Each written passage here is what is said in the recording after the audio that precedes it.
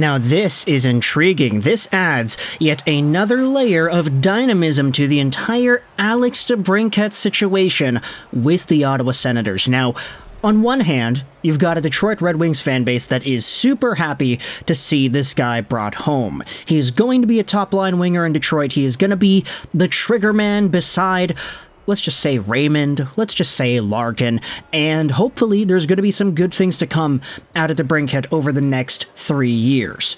However, when it comes to DeBrincat and his departure from the Ottawa Senators, you saw some Sens fans that were kind of sad.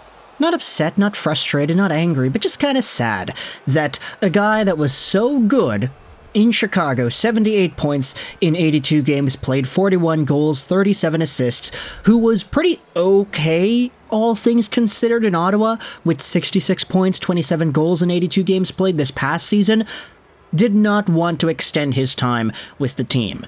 Sure, you could say that there was a decline, and earlier on in the season to kick off 23-24, you could say that DeBrincat was disappointing. I know this because I had him on my fantasy team and he was underperforming compared to all the projections. But due to the off-season conversations wherein DeBrincat was like, yeah, we'll try to work out a deal, I'm not asking for a trade, etc., etc., you could kind of understand why some Sens fans were sad, disappointed when everything didn't work out. Now that's not to disrespect the trade return that y'all got for DeBrincat from the Red Wings. It's pretty good, I'll say. Dominik Kubalik is definitely a notable player. But when it comes to the way DeBrincat left, I feel like this article published in the Ottawa Sun by Bruce Garriock on July 10th is gonna go out there and turn that sadness into irreverence. Let's take a look at this piece. It's from a few months ago. As I had said, getting rid of Alex DeBrincat was the right decision for the Ottawa Senators.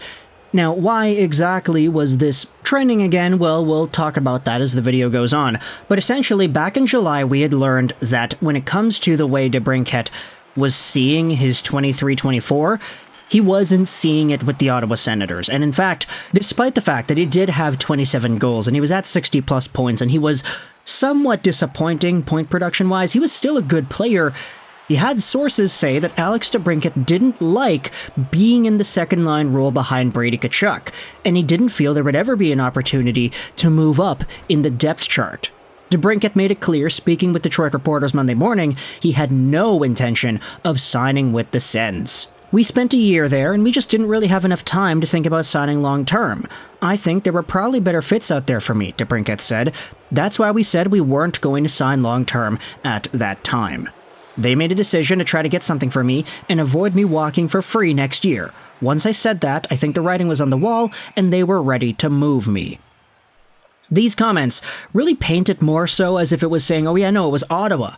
Ottawa decided to trade me. Ottawa decided they didn't want to lose me for free. I said I didn't want to sign long-term, but afterwards they decided to move me because they didn't want to risk losing me for nothing. That's their bad. And furthermore, you could read into the other parts of the piece here that the Anaheim Ducks, Dallas Stars, Islanders, they all made pushes for DeBrincat, but they had no chance of signing him. He and his Toronto-based agent Jeff Jackson were trying to engineer a trade to Detroit throughout this entire process, so that made it difficult for Pierre Dorion.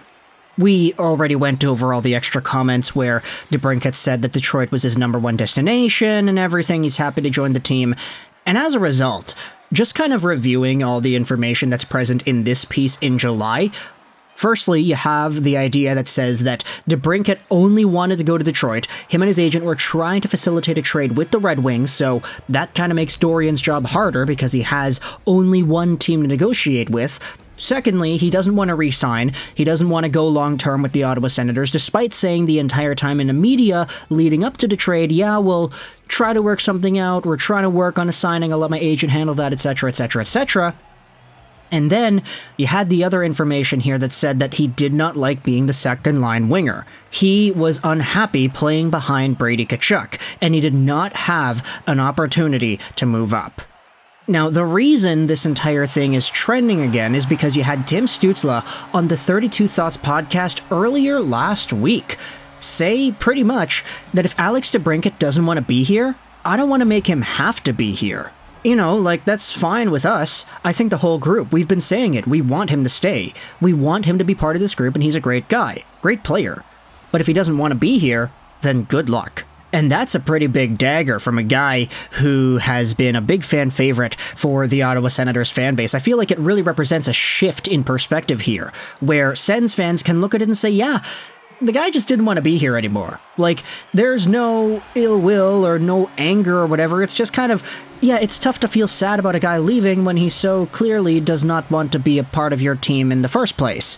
So, Timmy Stu, thank you for speaking out, and it's kind of why this entire Garriock thing of, DeBrincat does not want to play in the second-line position, this is why it was trending again, because the Tim Stutzle comments kind of ignited that sort of discourse. Now, I will say, what this means for the Red Wings fans is that, hey, firstly, the guy wants to play for your team. He's from Michigan, so that's cool. It's nice to see a guy who wants to play for the Red Wings playing for the Red Wings, but it also means that when it comes to DeBrincat's production, last year, he had 66 points in 82 games played in somewhat of a disappointing year as a second-line guy. If the Red Wings play him first line the entire season, is he capable of getting back to 40 goals? Is he back up to a 70-80 point pace? One may probably assume so, especially if he's playing alongside a Larkin and the other talented players the Red Wings have on their playmaking side of things. We've been talking about this the entire time, but we know DeBrincat is going to be good. He's a huge upgrade over Kubalik. But learning now that ice time and deployment was such a big deal for DeBrincat last season in Ottawa, it kind of gets you thinking, okay, if he gets that first-line role, how much more motivated is he going to be to succeed? He's wearing the winged wheel in his sweater. This is the team he grew up cheering for. How much more is he going to improve? When he was producing those 40-goal, 70-point seasons all those years ago, he had a guy like Patrick Kane setting him up left, right, and center. Now, I'm not going to say that Lucas Raymond is anything like Patrick Kane, but Raymond does have a really good playmaking knack that he had displayed the entire time he was a prospect, and that's slowly been creeping into his skill set as an NHL player as well. If Raymond is able to find that groove with Alex DeBrincat, could we see yet another 40-goal season? Honestly, the way DeBrincat plays, I would not be surprised. He's got a really good shot that he just did not use all too much last season with the Ottawa Senators. Not to say that 27 goals is a bad thing, but he was coming off of a 41-goal year, twice a 30-goal year and 52 games played only, so there was a lot of potential with DeBrincat that was sort of halted when he was placed in a second-line role behind Brady Tkachuk. And that's not to blame Tkachuk either. That's not to blame DeBrincat for feeling pissed off that he was on the second line. It's just circumstance. This guy was used to being a number one guy, and now he's leaving a team where he did not get that chance and thus did not want to stick around in. So Ottawa Senators fans, be happy with Kubalik. You guys got a good one. I'm really a big fan of Kubalik, even though he's no Alex DeBrincat. Red Wings fans, this is the guy that wanted to come over here and hopefully will get that first line role the entire time. If he's playing second line behind, like, Berggren or Perron or something, like, okay, I see the ambition there, Derek Lalonde, but try to give the good players their playing time because they kind of deserve it. That's my take, at least. If you have any other opinions, and hey, let me know your thoughts in the comment section below. How do you feel about DeBrincat being unhappy playing behind Brady Tkachuk? What are your thoughts on Jimmy Stu calling DeBrincat out and pretty much reviving this entire conversation? The article we pulled this information from is from July, so it's been a while, but because of the Jimmy Stu comments, that's why it was circulating. I saw some people posting graphics about it. Oh, via Bruce Garriock, DeBrincat was unhappy playing behind Tkachuk. And it's like, okay, yeah, we learned that a month ago, so I'm kind of intrigued as to why this is coming back up, but either way, it's Jimmy Stu that stirred the pot. Let me know your thoughts in the comment section below. If you're an Ottawa Senators fan, how does this information make you feel?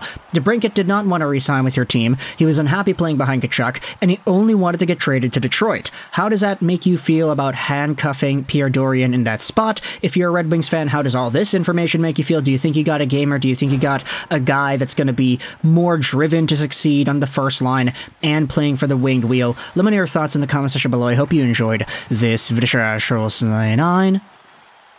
And bye.